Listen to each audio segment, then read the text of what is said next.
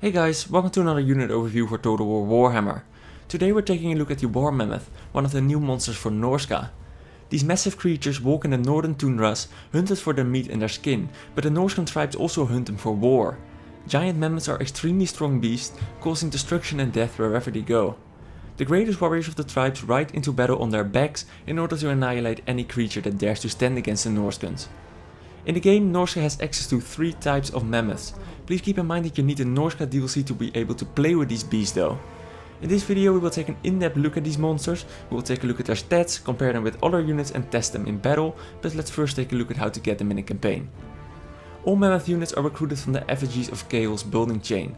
The Chaos totem will give access to feral and war mammoths, while you need an altar of the Bloodfathers for the mammoth with the Chaos war shrine. You also need a ruinous skin to get the war mammoths though, and to be able to recruit the beasts with war shrines you need a dark furnace as well. These buildings are all unlocked very late in the game, and this means that it will take a while before you're able to recruit one of these beasts. Soul Crusher, the regiment of renowned war mammoth, is unlocked when your lord reaches level 17 though, and this usually happens way earlier in the campaign. Most of the time you're able to get this unit before the regular mammoth units. All these beasts are also very expensive, both in multiplayer and in campaign. A feral mammoth costs 1700 talents to produce, while the war mammoth comes with a cost of 2200. The mammoth with a war shrine and the regiment of renown version both cost 2400 talents, and the upkeep is also extremely high as you can see here. Interestingly enough, the regiment of renown unit is cheaper to maintain. Still, these units are some of the most expensive units in the entire game. Now let's take a look at their performance in combat by comparing the stats. Looking at these statistics we can see a couple of interesting things. First of all, a massive amount of hit points and a massive weapon strength rating. 400 out of 525 is also armor piercing damage, which is very high. These beasts also have a bonus versus infantry, but that's only 5, so that doesn't really matter in actual combat. Another interesting stat is their charge bonus of 80, which is extremely high even for a war beast. The other stats are pretty average though. 70 armor is kind of low for such an expensive monster, their leadership is nothing special, and speed, attack and defense stats are on the average side as well. The monster has a missile attack as well though, with decent damage and range. Now if we compare these stats to the other mammoths, we can see some similarities and differences. First of all, these beasts have the same amazing weapon strength and charge bonuses. The feral mammoth is basically a light version of the regular war mammoth though.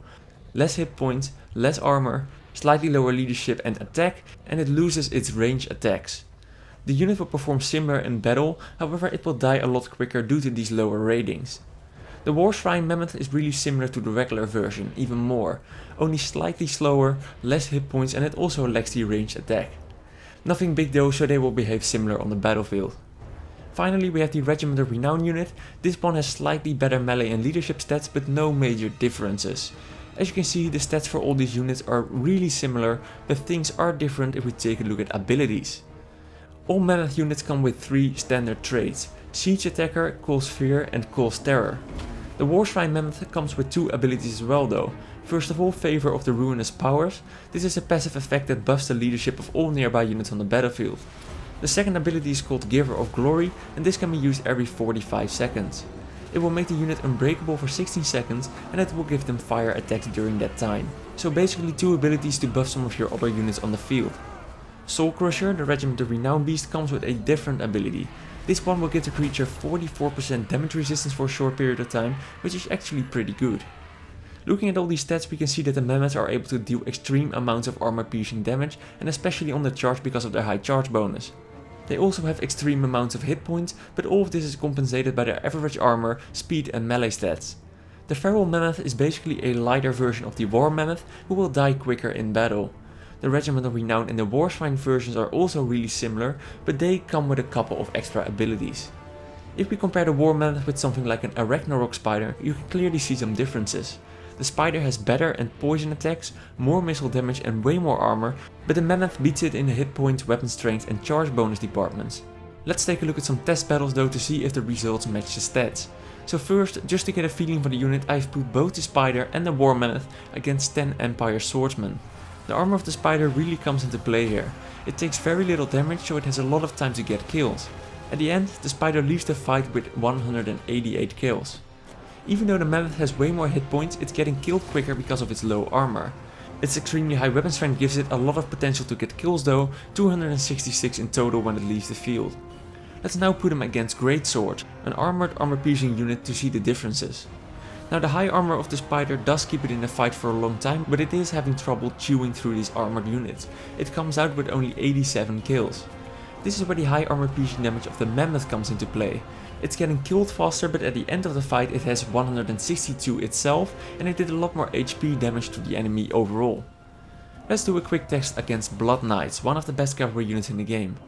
Now the AI is doing some stupid moves here, but look at the amount of damage that is inflicted to the cavalry unit here. The Mammoth absolutely destroys them, especially on the charge. The importance of the charge bonus can be seen in this matchup against Demigryph Knights with Halberd. Again, look at the amount of damage on the charge, it's insane. If we replay the same battle without charging into the Demigryphs though, things are different. The Demigryphs take way less damage, the Mammoth is dying even quicker. The Mammoth relies on its charge bonus, so be sure to always charge him into combat. There are other ways to take these things down though. Like other giant creatures, the Mammoth is very weak to enemy skirmishers. These Empire crossbowmen here are able to destroy it in an extremely short of time, as you can see. This is definitely the hard counter for the unit, bring a lot of missile units against them. The Mammoth is also quite weak against large blobs of anti-cavalry infantry. It gets absolutely destroyed by Chosen with halberds, but even these cheap Empire spearmen are able to deal a significant amount of damage to them. The Mammoth just doesn't want to be bogged down in large blobs of enemies. In one-on-one engagements, the beast is able to defeat almost any unit in the entire game. It's also great if you manage to deliver multiple charges, as that's where they're able to put out the most damage. Try to pin a unit with some infantry, then use the Mammoth to just keep charging through the enemy lines. Do not use the beast against other creatures like the giant spider in one-on-one engagements though. Without its charge bonus and with its low amount of armor, it's going to lose most of the time. It even loses to the giant spider, as you can see here. Just try to use it to charge enemy infantry and cavalry lines as much as possible. So that's all I want to share with you in this unit overview. I hope you enjoyed the video. If you have any suggestions or feedback for future episodes, be sure to let me know in the comments down below. Thank you very much for watching, and I will see you all in the next one. Bye bye.